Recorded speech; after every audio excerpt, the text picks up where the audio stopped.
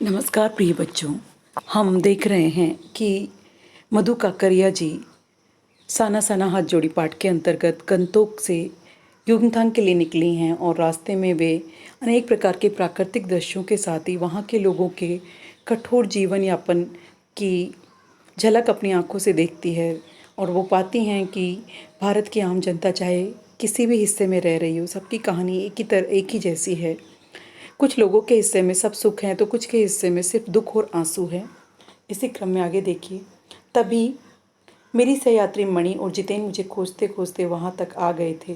मुझे गमगीन देख जितेन ने कहा, मैडम ये मेरे देश की आम जनता है, इन्हें तो आप कहीं भी देख लोगी। आप इन्हें नहीं, पहाड़ों की सुंदरता को देखो जिसके लिए आप इतने पैसे खर्च करके आई हो। ये देश की आम जनता ही नहीं, जीवन के का प्रति संतुलन भी है। ये वेस्ट एंड रिपेइंग है, कितना कम लेकर ये समाज को कितना अधिक वापस लौटा देती है। मन ही मन सोचा। हम वापस जीप में की ओर मुड़ने लगे, तभी मैंने देखा वे श्रम सुंदरियाँ किसी बात पर इस कदर खिलखिलाकर हंस पड़ी कि जीवन लहरा उठा और सारा खंडहर ताजमहल बन गया। ये लेखिका की उन गरीब और श्रमजीवी औरतों के प्रति उन्होंने एक तरह से उनके प्रति कृतज्ञता ज्ञापित की है कि हर हाल में वे खुश हैं, कितना अधिक परिश्रम करती हैं, समाज उन्हें जितना देता है उससे कहीं अधिक वे समाज के प्रति जो है वापस करती हैं, समाज को वापस करती हैं। तो उनका देना समाज के देने से कहीं बड़ा है। हम लगातार ऊंचाइयों की ओर चढ़ते जा रहे थे। जितेन बता रहा था कि अब हम हर मोड़ पर हेयर पिन बेंट लेंगे और तेज़ी से ऊंचाई पर चढ़ते जाएंगे। हेयर पिन बेंट से ठीक पहले एक पड़ाव पर देखा 7-8 वर्ष की उम्र के ढेर सारे पहाड़ी बच्चे स्कूल से लौट रहे थे और हमसे लिफ्ट मांग रहे थे। जितेन ने बताया, हर दिन 3.5 किलोमीटर की पहाड़ी चढ़ाई चढ़कर ये बच्चे स्कूल जाते हैं। क्या स्कूली बस नहीं? मणि के पूछने पर जितेन हंस पड़ा। मैडम ये मैदानी नहीं, पहाड़ी इलाका है। मैदान की तरह यहाँ कोई भी आपको चिकना बर्फीला नहीं मिलेगा। यहाँ जीवन कठोर है। नीचे तराई मेले देकर एक ही स्कूल है, दूर दूर से बच्चे उसी स्कूल में जाते हैं और सिर्फ पढ़ते ही नहीं, इनमें से अधिकांश बच्चे शाम के समय अपनी माओं के साथ मवेशियों को चराते, पानी भरते, जंगल से लकड़ियों के भारी भरकम गट्ठर ढोते हैं। खुद मैंने भी ढोए हैं। ये देखिए कि किस तरह का जीवन है उन लोगों का। उनका जीवन कितना अधिक कठोर है। छोटे छोटे बच्चे पहाड़ी रास्तों से चल कर के, वो पहाड़ी रास्तों की दूरी 3 किलोमीटर की दूरी मैदानी रास्तों में अगर हम देखें तो 6 किलोमीटर से भी ज़्यादा होती है। वे प्रतिदिन जाते हैं। तो ये उनका पढ़ाई के प्रति भी समर्पण है। इसके साथ ही वे कितने श्रमजीवी हैं कि वो घर आकर भी अपने अभिभावकों की, अपनी माँओं की घर के कार्यों में मदद करते हैं। तो ये उनको बचपन से ही ये जो मेहनत के संस्कार हैं वो घर से ही मिल जाते हैं। खतरा अब धीरे धीरे बढ़ने लगा था। रास्ते और सकरे होते जा रहे थे। कई बार लगता था जैसे रास्तों को इंच टेप से नापकर एक जीप जितना चौड़ा बनाया गया है कि जरा भी संतुलन बिगड़े, इंच भर भी जीप इधर उधर खिसके तो हम सीधे घाटियों में। इन रास्तों पर जगह जगह लिखी चेतावनियां भी हमें खतरों के प्रति सजग कर रही थी। सामने लिखा था, धीरे चलाइए, घर में बच्चे आपका इंतज़ार कर रहे हैं। कहने का मतलब रास्ते बड़े विकट हो गए हैं।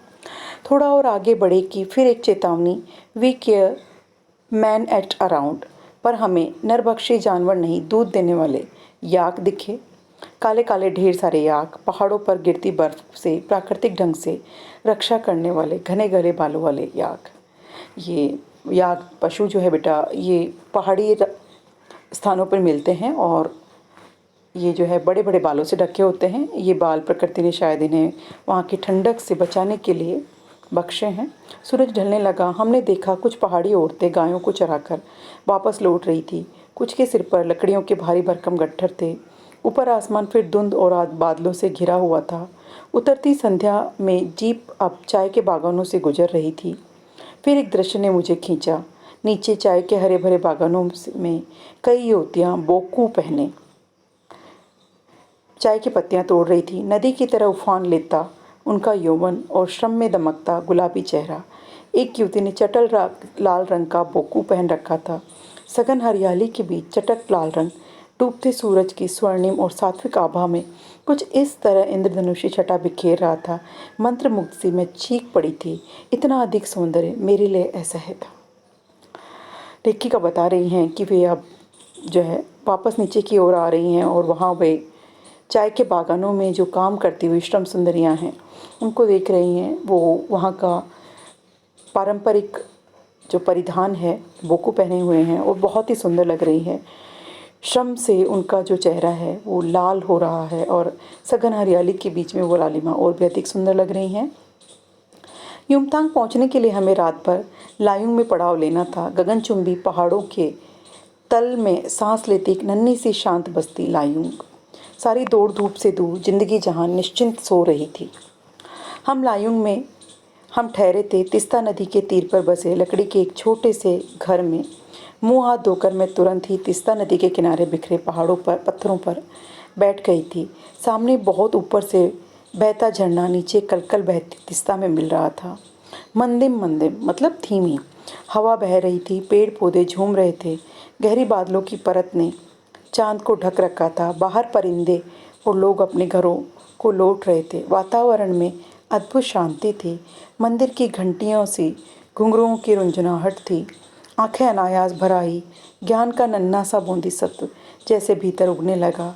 वही सुख शांति और सुकून है जहाँ अखंडित संपूर्णता है। पेड़ पौधे पशु आदमी सब अपनी अपनी लय ताल और गति में हैं। हमारी पीढ़ी ने प्रकृति की इस लय ताल और गति से खिलवाड़ कर अक्षम्य अपराध किया है। हिमालय अब मेरे लिए कविता नहीं दर्शन बन गया था।